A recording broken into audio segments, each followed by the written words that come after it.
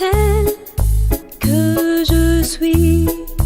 Jésus m'aime-t-elle que je suis? Rouge ou noir, brun ou blanc, nous sommes tous ses chers enfants. Jésus m'aime-t-elle que je suis? Jésus m'aime-t-elle que je suis? Jésus m'aime-t-elle que je suis? Rouge ou noir, brun ou blanc, nous sommes tous ses chers enfants. Jésus m'aime-t-elle que je suis? Loin de Dieu, je me suis perdue, mais mon tendre Père Jésus, au bon chemin, il m'a rendu. Jésus m'aime-t-elle que je suis? Jésus m'aime-t-elle que je suis? Rouge ou noir, brun ou blanc, nous sommes tous ses chers enfants. Jésus m'aime-t-elle que je suis? Envoyé par Jésus-Christ, c'est Marc bénit mon pays.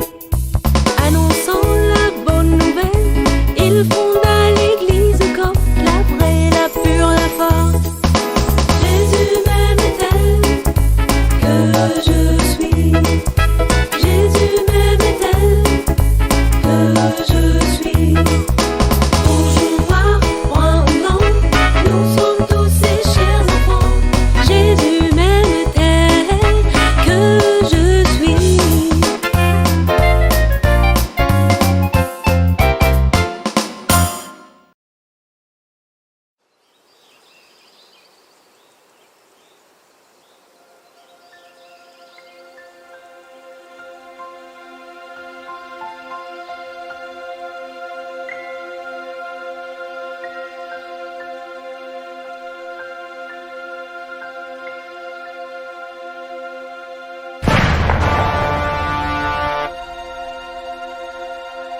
Oh, qu'est-ce que c'est que ce bruit-là?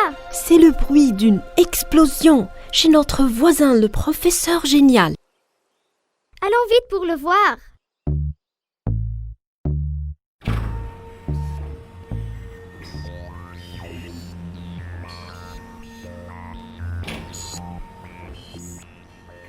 Oh les enfants, pourquoi vous êtes venus aujourd'hui?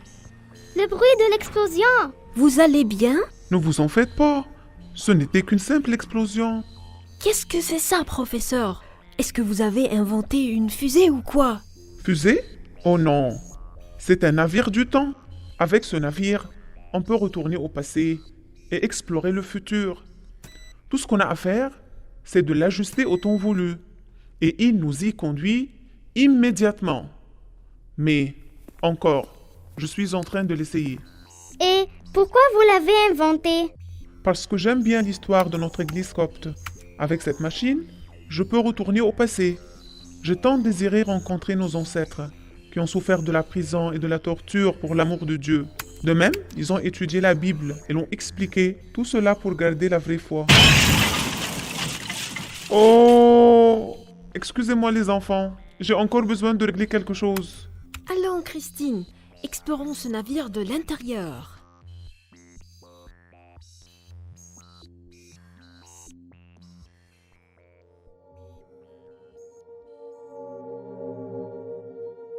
Professeur Génial a terminé son navire du temps.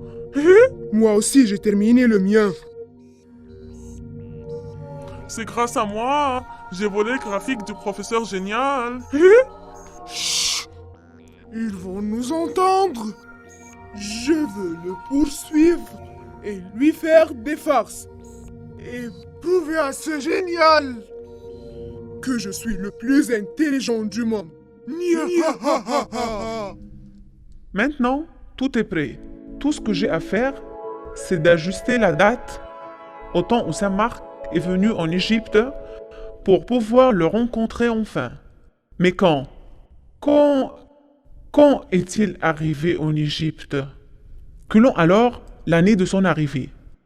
Je sais bien que Jésus-Christ a vécu sur terre 33 ans et demi. Ensuite, il est monté au ciel. Puis, Saint Marc a prêché dans de nombreux pays. Cela veut dire qu'il est venu en Égypte 50 ans après la naissance de Jésus-Christ. Voilà, j'ai besoin d'ajuster la date à l'année 50. Ah, parfait.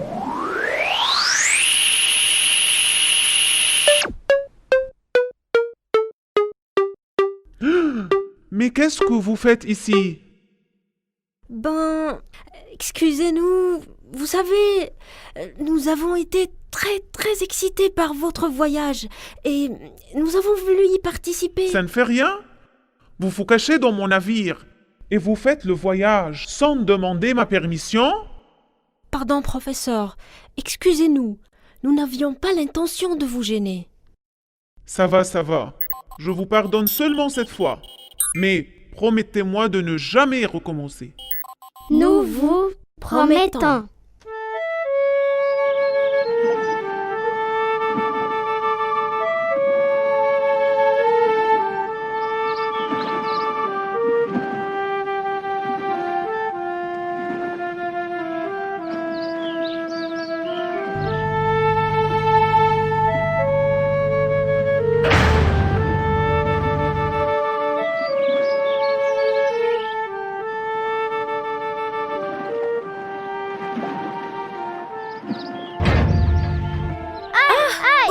Ouf! Mais vous devriez réparer votre navire, professeur, car on a eu très mal au dos. Oh, excusez-moi les enfants. N'est-ce pas que je vous ai déjà dit que c'est la première fois que je l'expérimente? Il paraît que nous avons bien réussi. Je ne peux pas attendre plus pour rencontrer la première personne en Égypte qui a cru en Jésus-Christ grâce à sa mère. Et c'était qui cette personne? Je suis très curieux. Son nom était Anyan et il était un simple cordonnier. Incroyable! Le premier qui crut en Jésus-Christ en Égypte était un homme pauvre qui réparait des chaussures. Ainsi, Dieu, quand il a choisi ses disciples, il a choisi les gens les plus simples du monde pour nous apprendre que la réussite de la prédication n'est due ni à l'intelligence ni au savoir, mais c'est le travail de l'Esprit Saint dans les cœurs.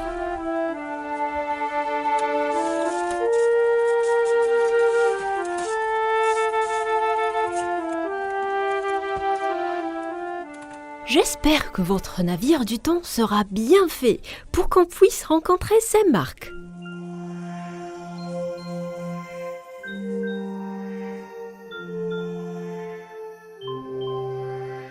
Veuillez me fixer mon soulier, il vient d'être déchiré. Je viens d'un long voyage. Bien sûr, je le ferai tout de suite. Prenez place.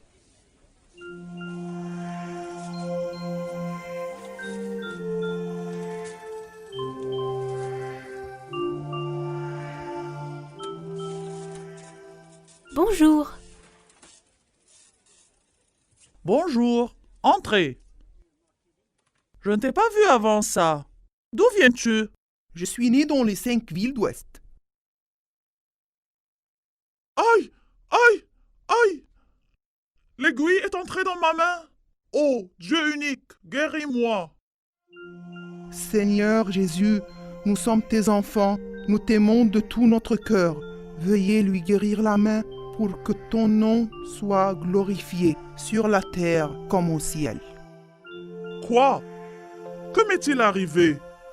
Qu'as-tu fait? À qui as-tu prié? J'ai prié au Seigneur, le Dieu unique, c'est lui qui t'a guéri. Aimerais-tu que je te parle de lui? Tu le connais? Ce n'est pas seulement que je le connais, mais encore je l'ai rencontré. Il a guéri les malades, il a ressuscité les morts. C'est Dieu qui a créé tout, le ciel, la terre, les plantes et la pluie. Il a même sacrifié son Fils unique qui a vécu parmi nous. Mais pourquoi? Pourquoi a-t-il fait tout ça pour nous? Parce qu'il nous aime. Je peux vous poser une question? Pourquoi avez-vous laissé votre pays et vous vous êtes fatigué en venant ici? Jésus-Christ, après la résurrection, nous a apparu plusieurs fois et avant son ascension au ciel, il nous a dit « Allez prêcher la Bible à toute la créature ». Vraiment? Moi, l'offenseur, Dieu désire que je vive avec lui? Oui, Dieu veut que tout le monde soit sauvé. Quand on écoute ses paroles, il nous aide à combattre les péchés, car il nous aime et il nous pardonne à condition de se repentir. Allons-y, j'ai beaucoup entendu. Allez chez moi. Je veux que tout le monde, tous mes amis et toute ma famille connaissent le vrai bon Dieu. Ça suffit déjà des années et des années passées sous l'esclavage du diable et de la magie. J'en ai vraiment assez.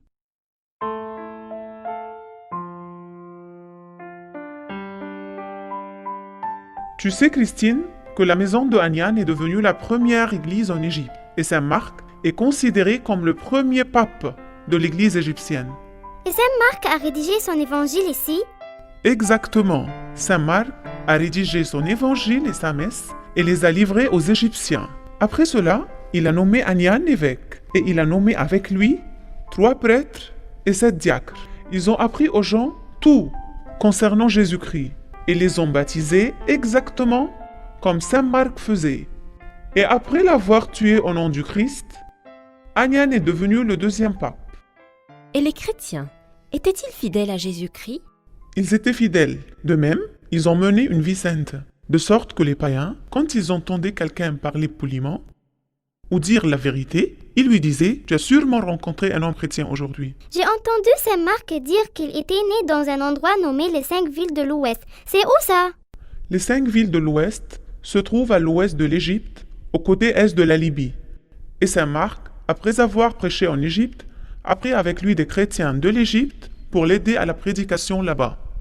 Retournons maintenant au navire.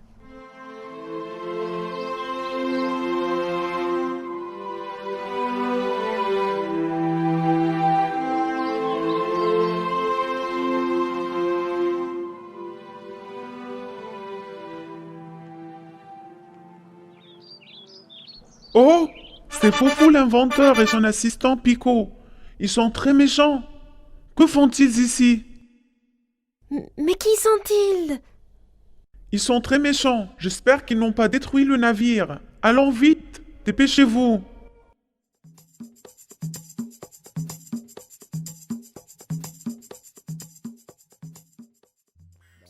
Le navire paraît en bon état. Je vais essayer pour m'assurer que tout marche bien. Mais qu'est-ce que c'est ce bruit étrange?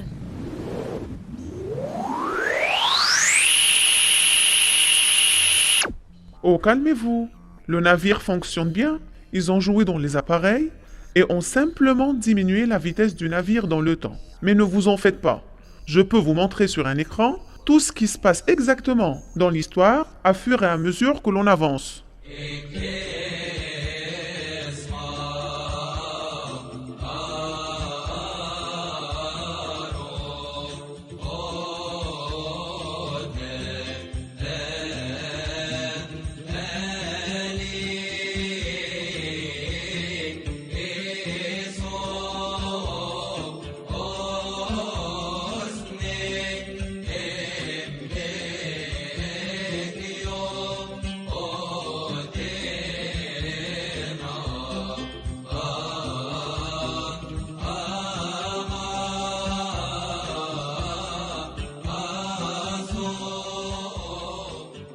Vous savez, le pape Démétrios le vigneron était un simple fermier. Et quand il est devenu pape d'Alexandrie, il s'est intéressé à s'instruire. Il a même mis un système pour calculer minutieusement la date de Pâques. Mais moi, j'ai une question qui me gêne. Est-ce que tous les chrétiens étaient simples et pas instruits? Non, Pierre. Saint Marc a fondé une grande école chrétienne. Il l'a appelée l'École théologique d'Alexandrie. Et nos pères ont écrit de nombreux et merveilleux commentaires de la Bible et de la croyance. L'école d'Alexandrie a ouvert ses portes à tout le monde, hommes et femmes, riches et pauvres, même les esclaves, pour connaître Jésus-Christ. Est-ce que l'école a appris aux gens le christianisme seulement? Au début, Saint Marc a voulu enseigner le christianisme à ceux qui voulaient être baptisés.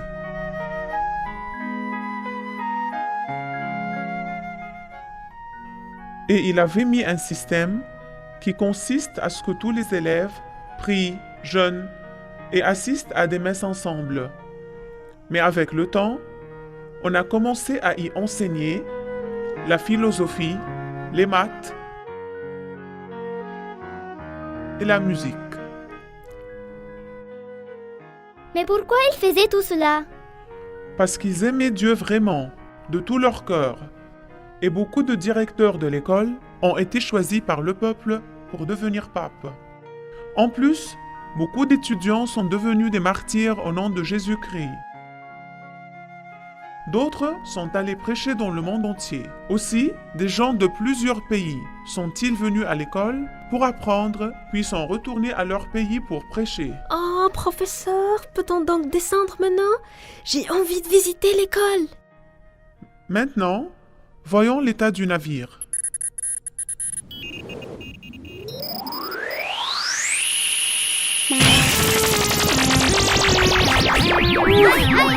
Mon dos.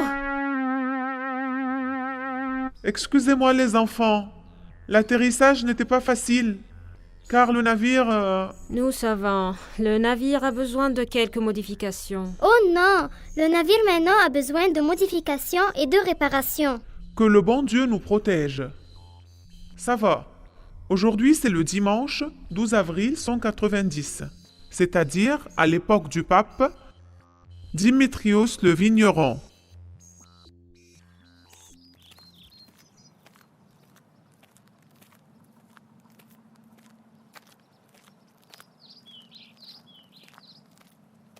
Grâce à Dieu, nous sommes arrivés. Rentrons alors pour voir ce qu'ils font à l'intérieur.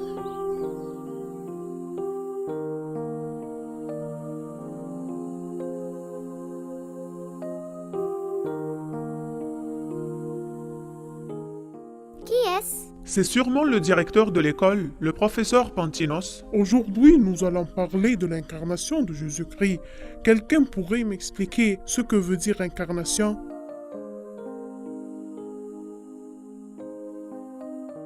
Comment pose-t-il des questions au début?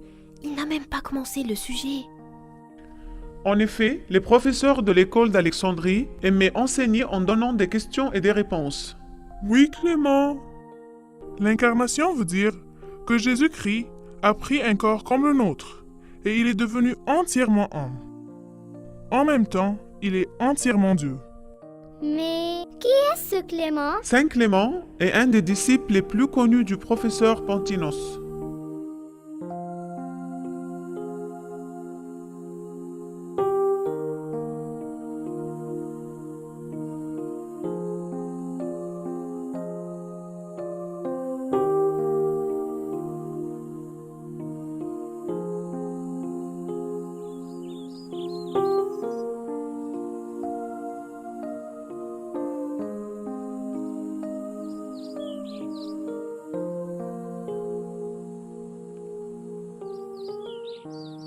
Excusez-moi, peut-on vous poser une question? Oui, bien sûr. Qu'est-ce que c'est que tous ces papiers avec vous? Le professeur Pantinos gère une affaire très importante à l'Église. Et nous l'aidons tous. Et qu'est-ce que c'est que cette affaire importante? Nous traduisons la Bible vers la langue copte, qui est la langue populaire et la plus connue en Égypte. Sûrement, cette affaire aidera à la propagation du christianisme et aidera tout le monde à lire et à comprendre la Bible. Je croyais que Saint Marc avait rédigé son évangile en langue copte. Saint Marc avait écrit son évangile en langue grecque, qui était une langue universelle, car la langue copte était difficile à écrire. Hein? Vous pouvez nous expliquer comment? Je ne comprends rien. La langue copte était la même que la langue hiéroglyphe que nos ancêtres parlaient.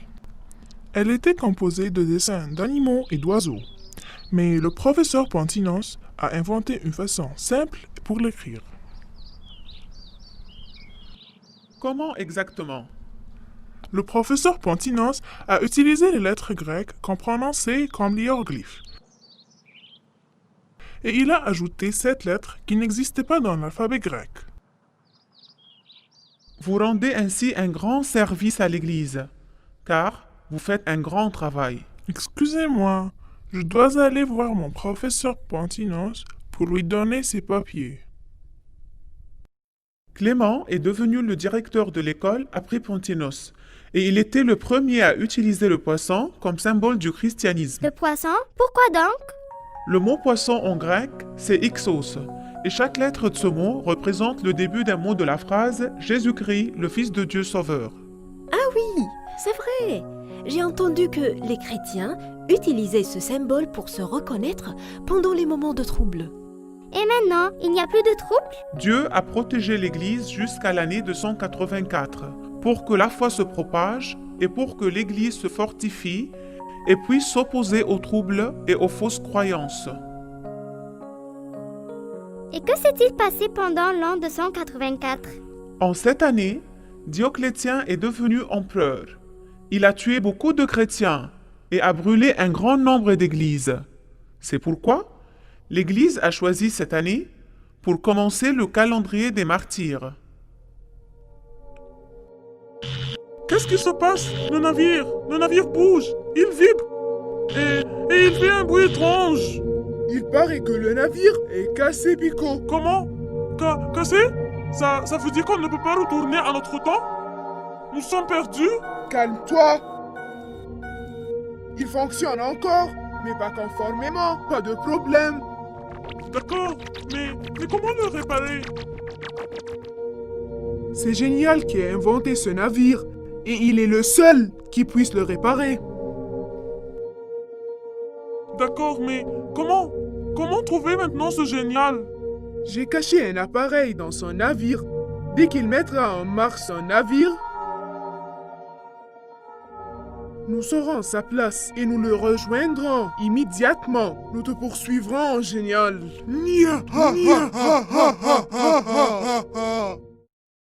Au prochain épisode, l'empereur Dioclétien commence à persécuter les chrétiens.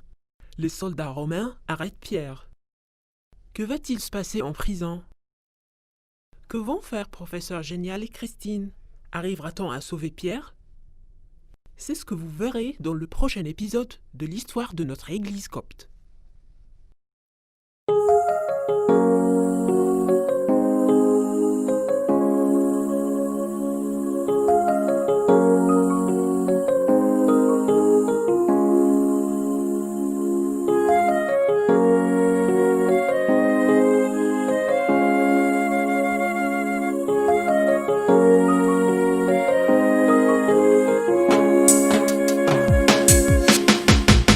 Ô Sauveur Jésus-Christ,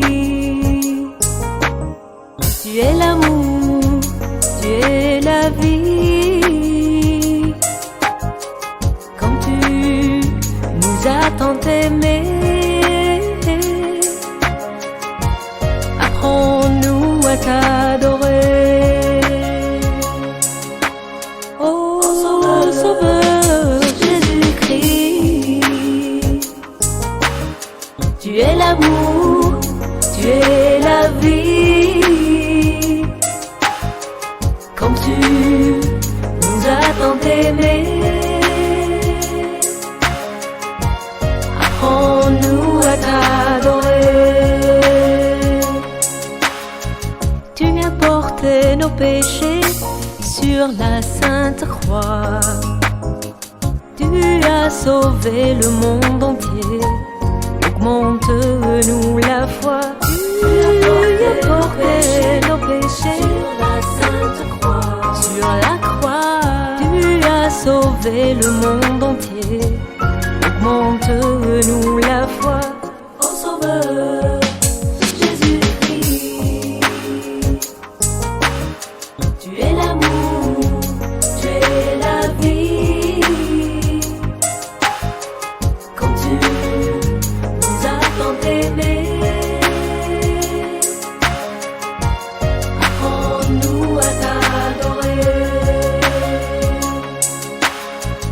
Éclaire notre chemin et purifie nos cœurs avec ton Esprit Saint, ô divin consolateur. Éclaire notre chemin avec ton Esprit Saint, ô divin consolateur. Ô Sauveur Jésus-Christ.